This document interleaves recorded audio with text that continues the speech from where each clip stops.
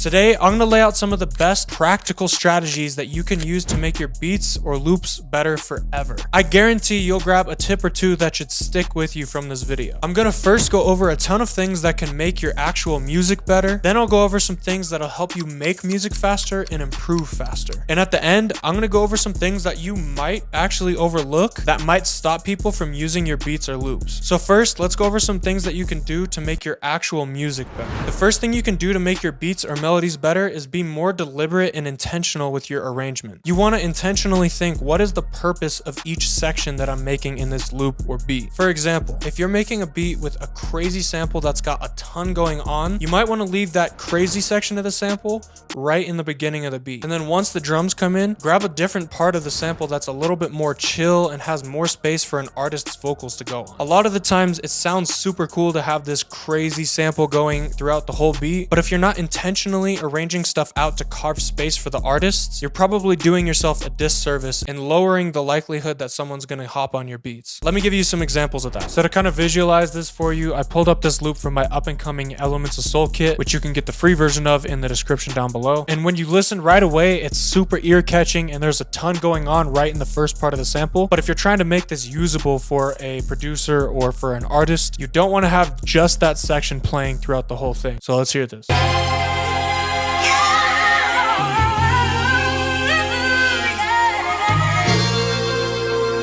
So it sounds really cool, but there's barely any space for a rapper or a singer to get on that and do their own thing because there's already all those frequencies being taken up by a different vocal. It's probably better for the song if you start it on a section that doesn't have a bunch of crazy lead melodies going on like this section.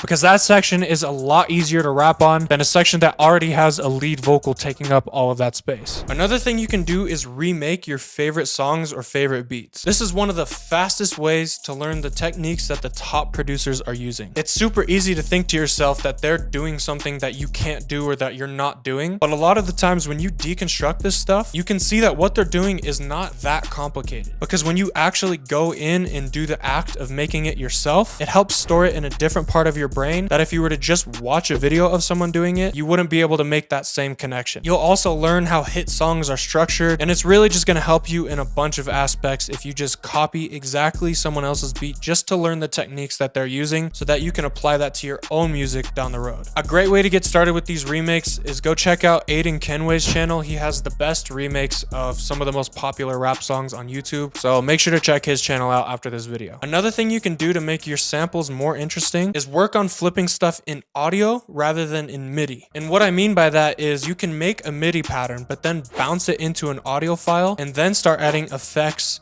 messing with the pitch, the speed, because messing with it as an audio file will help give it a warped, sampled kind of feeling instead of just pitching it up or down in MIDI or speeding it up in MIDI. Let me give you an example so I'm not just talking about it. So to demonstrate this, I just made this super basic piano pattern.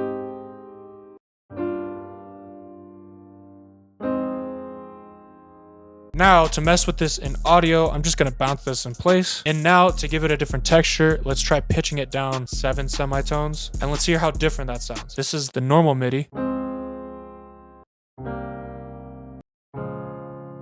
It still sounds super clean, but if you're going for more of that warped, lo-fi kind of sound, pitching it in audio gives you an effect like this.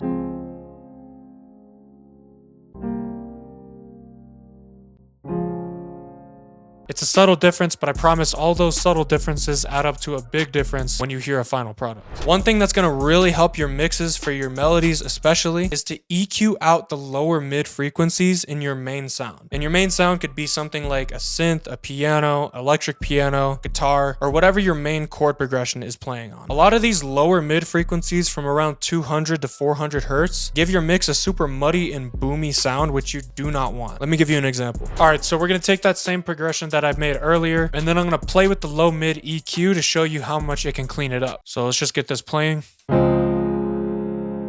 So right off the bat, there's some low mid frequencies that are just punching. So what you want to do is grab this, bring it up here. You hear that? That thing is booming. So you just take that down, grab another one. Grab this frequency and this one. Maybe this one down here.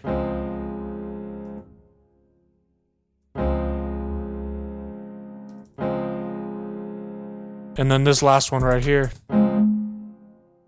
And now if you compare without to with, it's a lot cleaner, especially when you've got bass, drums, everything all mixed in together. Another big thing you can do to up your mixing game is reference mixing. Basically what this is you drag in a song or a beat that you like the mix of, and then keep A and B testing your beat versus that beat. You might hear that the kick in that beat that you like is actually more quiet than the kick in your beat, or that the melody in the song that you like actually has less high end than your melody. This is going to help give you a lot of clarity on what you should do with your mixes to get it to sound like those songs or beats that you like. A big thing you can do to improve your melodies and beats that everyone tries to shortcut is learning to play the keys. And before you skip past this part, I do have a little bit of a cheat code for you. Instead of trying to learn everything about playing the piano and becoming the next Beethoven, if you're focused on making mostly popular music, I would recommend just learning one key by heart. And what this is going to do is it's going to help you memorize that key like the back of your hand. And since it's in MIDI, you can just transpose it after you play it to the key that you want. And being able to actually play out my midis, one, speeds up my workflow because I don't have to spend 45 minutes just clicking in a cool pattern. And then two, it gives my loops a much more soulful and human feeling, which is typically the sound that I'm going for. Another thing you can do to give your melodies a cooler texture is make your melodies at a super slow BPM. Then you can speed and pitch it up and it's going to give it a nice sampled feeling. If you listen to a lot of the original samples in your favorite songs, the original song is at a much slower BPM than the final product that you hear. So you can do the same thing with your melodies. Let me show you an example of that. All right, to show you what this sounds like, I just dragged in one of my soul loops, and this especially works super well when you're going for an authentic sampled feeling. So this is what our original sample sounds like.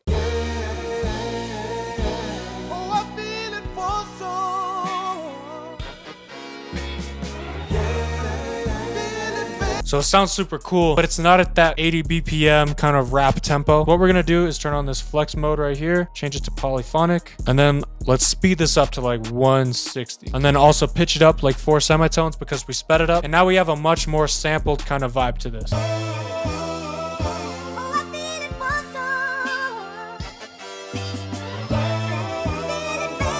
Just gives it a way cooler texture than if you were to just make it at 160 BPM, because then you don't get that stretched audio sampled kind of feeling to it. It just sounds like a melody that you made in your DAW. Another thing you can do to improve your music is listen to other genres of music. I see too many people, especially in the hip hop space, who are just locked in listening to Nardo Wick and Lil Baby. But you don't want to box yourself in like that. A great way that I heard this explained is by calling it your musical palette. Say for example that you were born in a world where all you saw was green and blue. If you were asked to paint a picture, you would probably paint a picture that was green and blue. But if all of a sudden you started seeing red, yellow, purple, orange, your paintings would become a lot more colorful and you'd have a lot more colors to choose from. You can apply that same thing to your music. If all you're listening to is trap music, that's the only thing you're going to be drawing inspiration from. So make sure to kind of step out of your comfort zone with what you're listening to now and then, just to open your mind to new ideas that you might not have heard before. I talked about this trick in a previous video, but it can really help you level up your mixes. I like to call it the acapella test. To tell if your beat is mixed properly for a vocal to sit on top of it, you can grab an acapella from a popular artist that you like, match it to the key and BPM of your beat, and then put it over your beat to see how it sounds as a finished song. If you're listening and you find out that it sounds super harsh and it just sounds like a big mess of stuff going on, you probably need to delete some stuff from your beat or fix your mix to carve out more space for a vocal. One other cool trick that I've learned from making melodies is to make your melodies around a drum loop or a drum break. From my experience, this allows you to be a lot more creative and get new ideas for the bounce of your melody. Let me give you an example. So this might look like a typical chord progression that you might make, super basic and right on beat, and this is what that sounds like.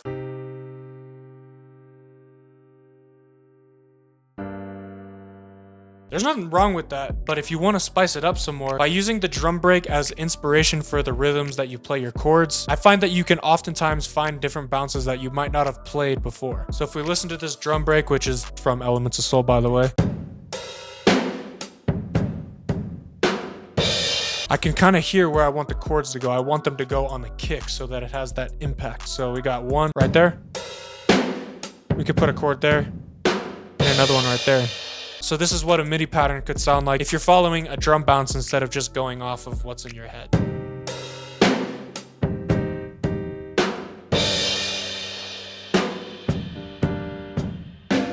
If you ask me, that's a lot more interesting than the one that I played before that. Alright, the last thing that you can do to improve your music is something I learned from Drake's producer, Benny X. When he's cooking up beats, he has his mic right by him with a vocal chain loaded up, and he raps and sings on his beats as he makes them.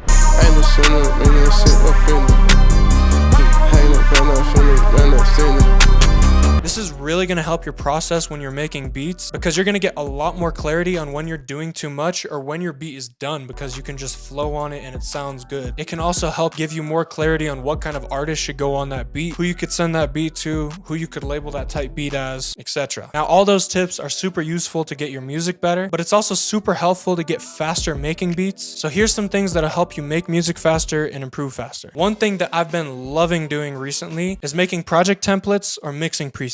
And this really speeds up my workflow. In most DAWs, you can make mixing channel presets or project templates. So if you make a super crazy effect chain for some accent sound and you want to be able to pull up that effect chain immediately, just save the mixer preset in your DAW so that you can come back later and use that same effect on something else in a different project. All right, so for example, I have this crazy effect chain that I use for a lot of accent sounds. So let's say I was listening to this loop I made and I wanted to add one more kind of crazy accent sound.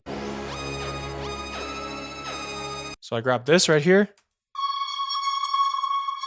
but I want it to be more wet and I don't want to spend 30 minutes looking for cool presets. I just go right up into here to my settings, choose ambient accent, and then we play it and it's already done.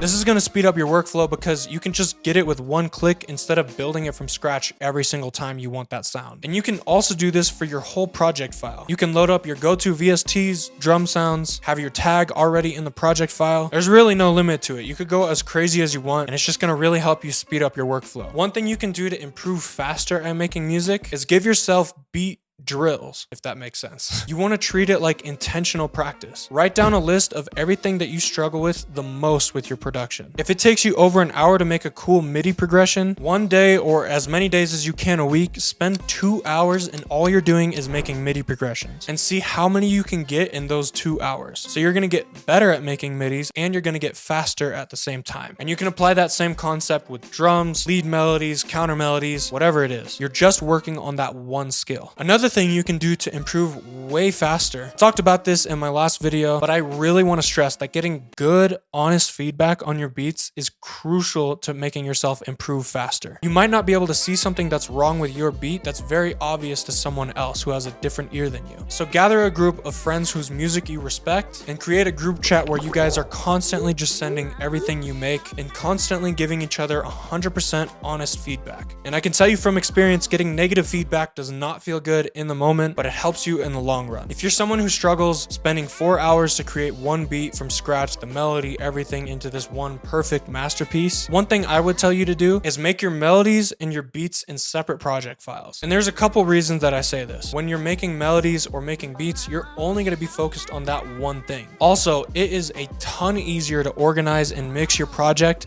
when you don't have 50 layers of melodies and drums all in one project file. And it's also mentally a lot easier to break stuff down into sections that you're working on instead of just working on this whole monster of a project. Now, a lot of people ignore or overlook this next part, but if you're not doing these things, it might be stopping people from using your music. So here's some things that you can do that make it easier for other people to use your music. If you're a loop maker, make sure you're exporting the stems to your loops properly. I see a ton of people have reverb bleeding over into the next stem of their loop. They have a vinyl noise playing throughout the whole stems of their loop. If someone has to spend 30 minutes just getting the loop stems in order where they should be and trying to mess with stuff to get rid of reverb bleeding over, there's a good chance that they're going to scrap the beat. And whether they want to admit it or not, a lot of people are doing this. Let me show you the best way I've found to export the stems to your melody loops. All right, so let me show you how I export my stems. So right here, we've got this insane soul loop that has a ton going on, but it's not too bad if you export it correctly. So if I go to the end of my loop right here, as you can see, I have everything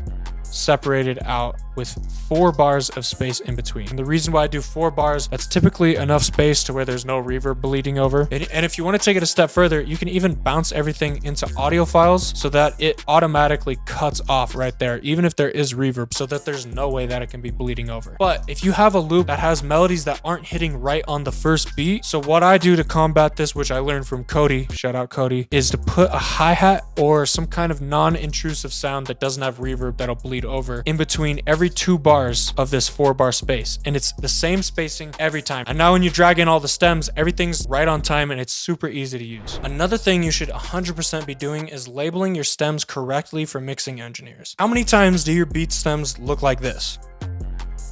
Probably a lot for most of us. But if you can take the extra 20 seconds to just properly name each track in your beat, it's gonna make the engineer's life a lot easier because they've already got everything organized. They know where the piano is, where the vocal is, where the kick is. This is gonna increase the chances that they use your stuff because it's not confusing to work on. So make sure to make the engineer's life easier. You just export all the stems with the correct file names. Another thing that I've been religious about doing recently is exporting the bass midis to my melody loops. I haven't seen many people doing this or talking about it, but if you make loops, you need to be doing this. Imagine how much easier it would be if every time you used a melody loop, the 808 notes were already laid out for you. Also, this might put an end to the out of key 808 epidemic, so just export your bass midis. One big mistake I see producers making is having shitty titles for their loops or beats. And what I mean by this is you're not listing out all the producers and co-producers in the title. You don't put the BPM or the key, or your beat is straight up just a number. Having good professional titles with your BPM, your key, the producers listed off, and a creative name for your beat or loop are gonna really help you. And also going off of that, it's a lot easier to remember your beats if you give it a cool, creative name rather than just naming it some random number or some random bullshit. Also, not that this is a major thing,